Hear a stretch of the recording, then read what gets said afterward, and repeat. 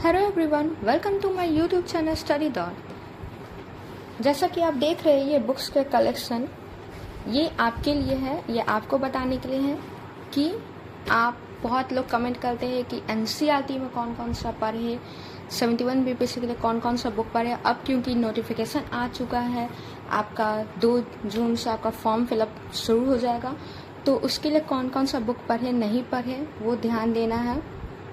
तो अब PT point of view से मेंस के लिए तो ऑफकोर्स आपको काम देगा ही, लेकिन पीटी पॉइंट ऑफ व्यू से कौन कौन सा बुक पढ़े वो मैं वीडियो लाई हूँ, ठीक है। तो पूरा वीडियो देखिए।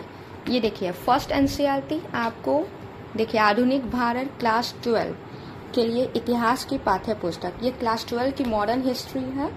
ये आपको ज़रूर पढ़नी चाहिए, ये आपको एक समझ भी डेवलप करेगी, एक स्टोरी टाइप का आपका ये भी बताएगा और आपको पीटी मेंस दोनों पर्सपेक्टिव से काम आएगा।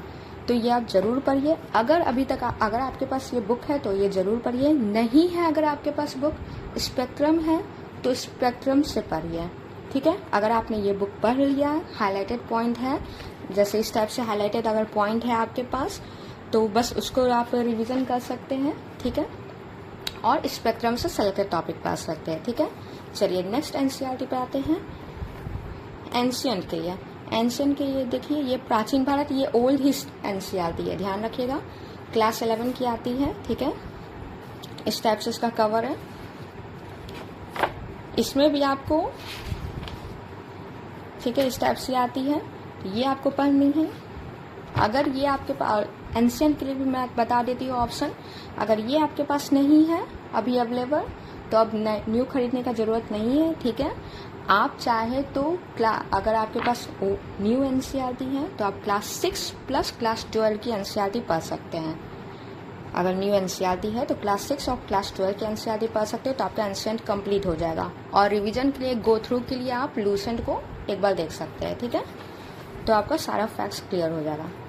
थर्ड बुक पॉलिटी के लिए, पॉलिटी के लिए कोई एनसीईआरटी नहीं बताता है, लेकिन मैं बता रही हूँ भारत का संविधान, सिद्धांत एवं व्यवहार आपको जरूर पढ़ना चाहिए। ये क्लास 11 की बुक है।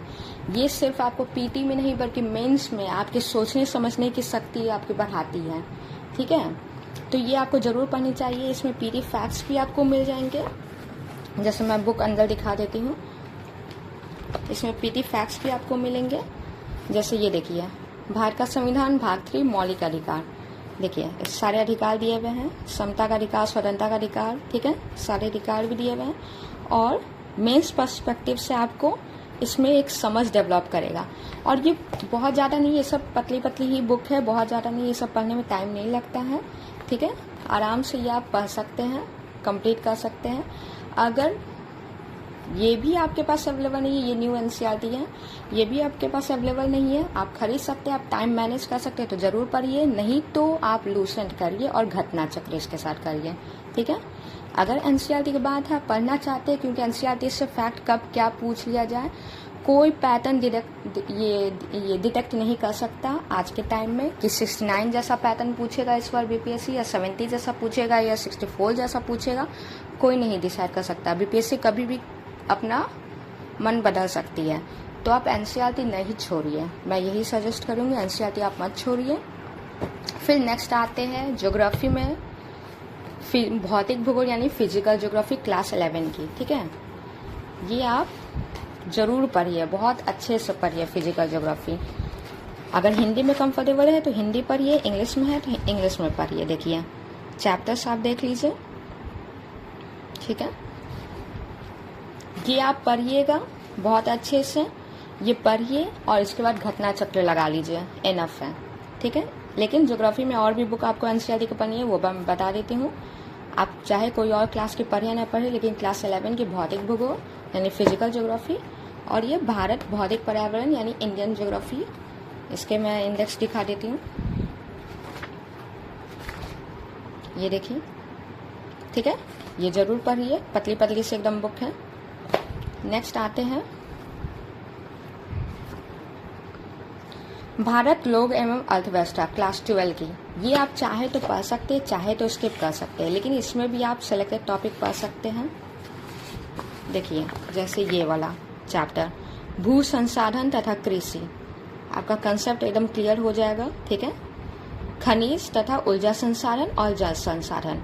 आप कुछ पढ़िए या नहीं पढ़िए, लेकिन ये 3 चैप्टर जरूर पढ़िए, ठीक है। नेक्स्ट आपका एक बिहार स्पेशल। अब एनसीईआरटी हमने देख लिया, अब बिहार स्पेशल एक बुक मैं कोई प्रचार नहीं कर रही हूँ, ठीक है। आप ज्ञान बिंदु का पढ़िए, इम्तियाज अहमद का पढ़िए, एडिटेरिया का पढ़िए, कोई एक सब ऑलमोस्ट मोर और लेस सेम होता है, ठीक है। बस किससे आप कंफर्टेबल हैं, किस में आपका लिखा हुआ आपको ज़्यादा सही लगता है, आप उससे पढ़ सकते हैं, ठीक है। तो एक आप बिहार स्पेशल फॉलो करिए, इसका मैं वीडियो भी डाल रही हूँ चैनल पे, और 1-2 दिन अभी थोड़ा डिस्टर्ब थी, अब 1-2 दिन के बाद अभी वीडियो फिर से लाइव आएगा, कंटिन्यू चलेगा, ठीक है। तो आप उसको फॉलो कर सकते हैं और अपने पास आपके पास जो भी बिहार स्पेशल बुक है उसको देख सकते हैं, ठीक है।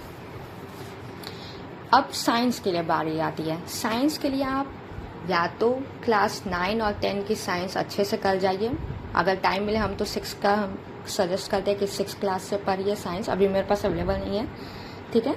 आप चाहे तो ऐप से भी पढ़ सकते हैं, ऐप भी आती है एनसीईआरटी की, तो उससे पढ़ सकते हैं। नहीं तो आप अरिहंत एनसीईआरटी नोट्स है, उससे भी आप पढ़ सकते हैं। 6 to 12 है, इसमें ओल्ड प्लस न्यू दोनों एनसीईआरटी आपको मिल जाएंगे, ठीक है। ये इंग्लिश में है, हिंदी में भी आती है, तो इससे आपका साइंस कंप्लीट हो जाएगा। लेकिन मैं सजेस्ट ज़्यादा करूँगी कि आपके पास अगर अवेलेबल है या बुक खरीद सकते हैं तो 9-10 की एनसीईआरटी ज़रूर खरीदिए, क्योंकि उसमें जो एक्सपेरिमेंट होते हैं, उसमें जो क्वेश्चन होते हैं, कई बार उससे डायरेक्ट क्वेश्चन पूछ लिए जाते हैं और वो साथ में आपका कंसेप्ट बहुत अच्छे से क्लियर करती है। चलिए, एक लूसेंट को तो बिल्कुल भी नहीं भूलना है। आपके पास कोई भी एडिशन हो, बहुत ज़्यादा पुराना मत रखिएगा, अगर 1-2 साल पुराना है तो चलेगा, लेकिन बहुत ज़्यादा पुराना है तो मत रखिएगा, चेंज कर लीजिए, न्यू ले लीजिए। एक लूसेंट रखिए जिससे आपका मेडिवल हिस्ट्री कंप्लीट होगा, ठीक है। मेडिवल हिस्ट्री आपका हो गया। देन आप इससे पॉलिटी भी पढ़ सकते हैं। आपका कंसेप्ट अगर क्लियर है और आपको जल्दी आपका फैक्ट्स देखना है, बहुत अच्छा है। एंशिएंट देखिए, मॉडर्न देखिए, आराम से इकोनॉमिक्स देखिए, ठीक है। इससे ये एक रिवीजन की तरह एक गाइड बुक है, ये रिवीजन की तरह आप आराम से, जैसे अगर आप सब्जेक्टिव पढ़ भी रहे हैं एनसीईआरटी, तो इससे उठाइए और एक बार गो थ्रू कर जाइए, ठीक है। एक साइंस की आपको ले लेनी है, आपको घटना चक्र, ये है आपका सामान्य अध्ययन पूर्वावलोकन, ये आपका घटना चक्र है, ठीक है। इसका आपको हर सब्जेक्ट वाइज आता है, ये आपको प्रैक्टिस क्वेश्चन वाला है, ये आप ले लीजिए। At least science, history and geography, 3 subject तो ले ही लीजिए और इससे प्रैक्टिस करिए, ठीक है। और इसके साथ एक बीपीएससी पीवाईक्यू आपको रखनी है। बीपीएससी पीवाईक्यू आपको क्या हेल्प देगी, तो वो आपको हेल्प देगी कि आपको क्वेश्चन का पैटर्न समझने में पता चलेगा आपको, ठीक है, और प्रैक्टिस में या, ठीक है। क्वेश्चन पीवाईक्यू एकदम रटा होना चाहिए, तो आप एडिटेरिया का लीजिए, घटना चक्र का लीजिए, किसी का भी लीजिए, वो जरूर रखिए। तो इतने बुक से आपका पीटी आराम से हो जाएगा। रही बात करेंट अफेयर्स की, तो एडिटेरिया है, स्पीडी है, जो कि ईयरली आपका कंपाइलेशन रहता है, वो तो आप करिए। एक कोई साथ में मंथली मैगजीन करिए। अगर आपसे विजन आईएएस करेंट अफेयर हो जाता है, आप कर लेते हैं, कैपेबल है उतने, तो आप वो कर लिए, सेलेक्टेड टॉपिक। नहीं होता है तो आप प्रतियोगिता दर्पण करिए, ठीक है। और एक फिर लास्ट में आप स्पीडी या एडिटेरिया कर लीजिए, एनफ है। 10 करेंट अफेयर के पीछे मत भागिए उतना, उससे अच्छा है कि आप अपने जी के टॉपिक को स्ट्रांग बनाइए, ठीक है। तो मिलते हैं नेक्स्ट वीडियो में। कोई भी कमेंट हो तो आप कमेंट करके आप